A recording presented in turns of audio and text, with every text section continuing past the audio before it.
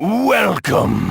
Got some rare things on sale, stranger. Hello boys and girls, I'm Vince, also known as PleasantKenobi on the internet. I've opened boosters on the channel before, both digital and physical. I've opened 50 of them on Arena previously, perhaps getting too hyped when we open Mythics. A Mythic baby! This time I should be squealing like a hyperactive piglet when I open rares like any good FIFA streamer would. Yes! Yes! Yes! Yes! Not really. I'm instead going to talk about what cards I think are going to be shit hot and what I'm excited to play with in Guilds of Ravnica. We're about to spend 100,000 gems on packs. 20,000 gems is about $100, so this is just short of $500 worth of digital cards we're about to open. Live vicariously through me and ignore the fact that I didn't actually pay for any of this, and this is what was left on my streamer account that I was given limited access to by Wizards of the Coast for free during the Guilds of Ravnica streaming event. But shh. Let's pretend so people can write angry comments in the comment section below saying that I'm spending too much money on digital cardboard, which probably isn't actually far from the truth. Right, here we go. 493 packs of Guilds of Ravnica. Oh, packs! Magical packs! Wonderful packs! Marvellous packs! Fabulous packs! Beautiful packs! Glorious packs! Right, let's get started. So I have 493 packs to get through.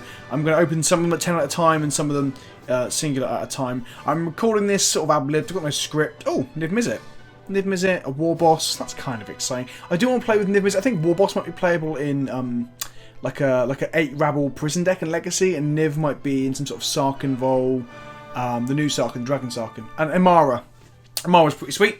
I'll play her in Commander probably at some point in Commander Clash. Water Graves. I mean, shotguns are always good, right? I'm happy that shotguns got reprinted because it means they're going to get cheaper. What's this? Oh, wildcard! Whoa, whoa! I'm so excited. I'm not going to feign excitement over wildcards. Wildcards are great. They're the best cards you can open because they're any rare that you need. So yeah, I'm very happy with that. There's the card that I should have got for a spoiler, but did not. Thanks, Wizards. It's alright, don't worry about it. Ooh, well there you go, that's an exciting one. So basically a wildcard or Assassin's Trophy is an Assassin's Trophy essentially. I will be playing some Assassin's Trophies on the channel soon. I think I'm going to stream it on Monday night in Modern and then make some Hate Bears content soon after I finish fucking around with Pier and Toothy. That was a mythic wildcard by the way.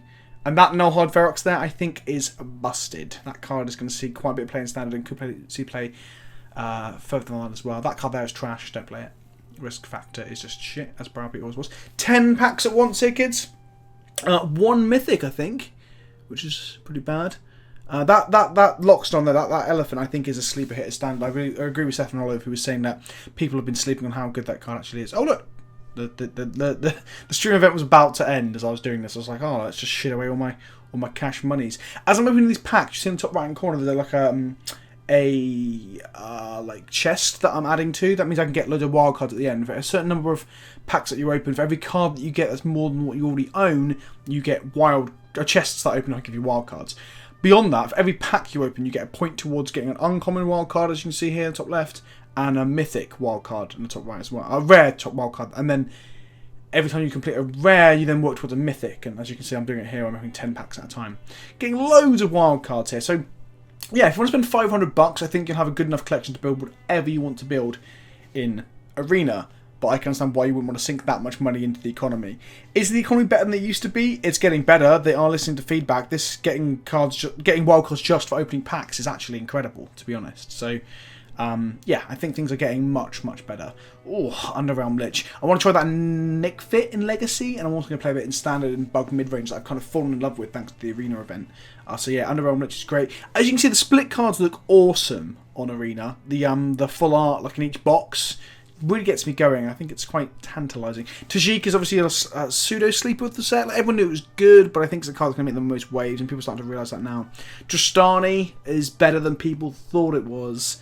I've noticed that Todd Stevens and everyone's getting very excited about green-white tokens in Standard, which is something I want to try as well. There's our Nullhide Ferox, Xerox, whatever the fuck he's called. Yeah, card's pretty good. Yeah, some more Shocklands, some more blue-red Izzet cards. I think Izzet's got the short end of the stick again. Normally in the last 2 Ravnica blocks, I think Dimir managed to beat them out for having the shittest cards a lot of the time. I mean, Nightveil Spectre was obviously fucking great. But I think Izzet have been shafted this time because Surveil is just so good. So good. Oh, look at the split cards in Arena. I really hope they'd just do one like promo of the rares with that art. Like it's full art and everything like that. I think I'm in 5 Assassin's trophies at this point. I think if you were going to spend this much money on Arena, realistically you wouldn't open like 500 Guilds packs, because once you've got 250 packs in, you've probably got everything. So, or mostly everything. Our first Aurelia there. Aurelia is obviously very good. I don't think that's a sleeper. Everyone knows how good Aurelia is, right? Ralzaric, I'm going to say it. Ralzaric is using the template that I'm not excited about. The whole 5-mana planeswalker with the same abilities as like Teferi, you know, a removal. The top ability is a card draw or card quality ability. The second ability is a removal, and the ultimate ability like wins you the game. I don't think that's a very exciting design space for the 5-mana CMC planeswalkers. I'd rather they did something more exciting than that. There's our first Doom Whisperer, I think, which is obviously an absurd card as well, if you haven't been listening to people's excitement about that. I think Mnemonic Betrayal, whatever, Mnemonic Betrayal there, I think that's a vintage staple. Well, not staple, it's definitely playable vintage. You can play with people's moxes out of the bin. Hatchery Spider's pretty cool. Like a little mini Genesis Hydra, but I say mini, it's fucking huge.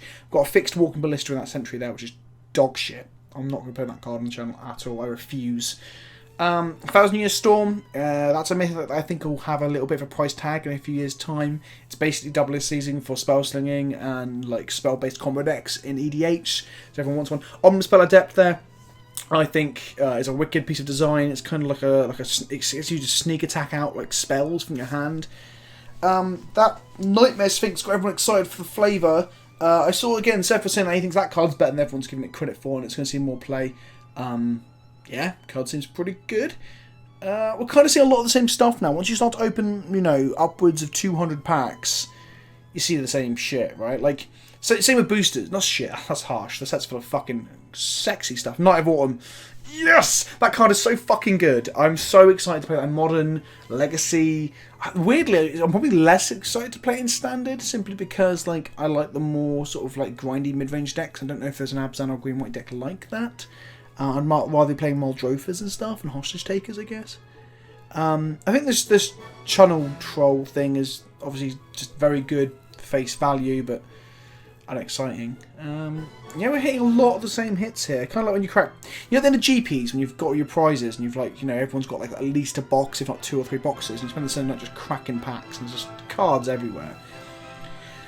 This feels like that. Thief of Sanity is a bit, it's a weird one. The ability is obviously strictly... No, it's not strictly better. It's the Nightveil Spectre. So Nightveil Spectre was the Return of Ravnica variant of that, which was harder to cast, but better in Devotion decks.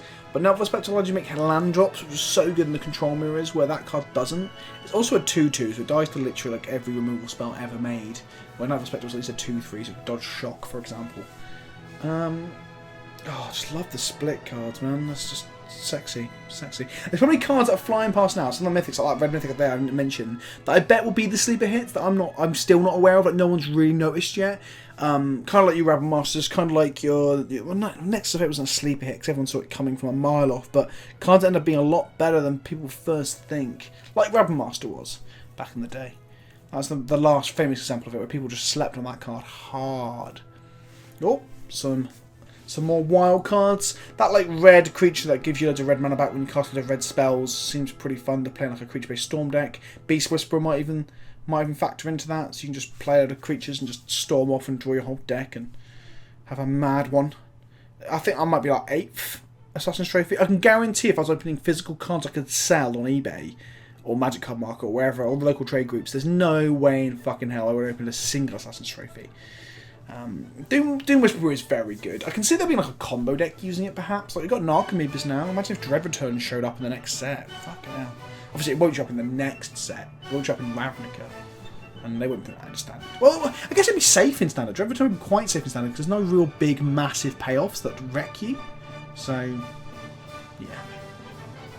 I think I have 8 unlocks of the chests now at the top right hand corner. We're going to come to that in a moment. I'm going to crack those bad boys open, as it were. Ritual of Cert, that's a card that's going to see a lot of play, I think, as well. Wraths are always good. We've got 2 good ones in the city-wide bust. That's a bust is in a police bust, not a woman's bust. You filthy devils, get your mind out of the fucking gutter. Yeah, Citywide Bust and Ritual of Soot, or whatever the fuck it's called now, I've forgotten. Not to be talking about busts and boobs. I think they're both going to see huge amounts of play because that's just what Wraths do. Wraths are always very, very good. I think this Vraska's a bit disappointing. It's not as good as Ixalan of Vraska. It's fine. I think I'm playing one in my arena list at the moment since I don't have enough mythic wildcards on my real account. Yeah, compared to the 6 mana fucking blow up whatever you want, make 2/2 dudes that have menace and ramp you in mana and stuff. It's a bit meh. It's a bit meh. So there you go, have it, guys. We just opened 500, well, give or take, 500 packs of Guilds of Ravnica. And this is what the vault looks like when you open it. You get 3 uncommon, 2 rare, and 1 mythic wildcard. And I got 8 of these from what we just did. So that's pretty good. I mean, you could really kit yourself out by buying 500 boosters, but then again, that's kind of obvious. Probably more so than you could in paper. If you bought 500 boosters in paper, you wouldn't get as far with your collection as you would in Arena, obviously, because wildcards exist. So that's pretty cool. That's pretty cool. I think Arena's shaping up to be a lot better than it looked initially. The economy is getting better with this sort of stuff. But maybe I'm biased, and maybe I'm getting blinded by just the sheer amount of packs I've managed to open in this account, for example. I no longer have access to this account. This account was gone. It was a time-sensitive account. I just loaded of free currency to play events and stuff for the streamer event. Anyway, that's kind of it, really. I thought I'll just crack a load of packs. Makes a nice clickbait thumbnail. Hope you clicked through. Hope you enjoyed the video. If you want to let me know what you want to see in future, I've got some Modern Masters packs I'm going to open up later this week. I've got a stream on Monday night at 7 PM BST over on Twitch, like I do every single Monday night. And I'll have some gameplay, probably Modern or Legacy, and I've got a bit of Standard and Arena coming too. In the meantime, click the subscribe button, click the like button, share the videos with your friends, and think of me when you jerk yourself off. Is that appropriate? I probably should stop saying that if I want to grow. But if you want to grow, think of me. Get it? Willies.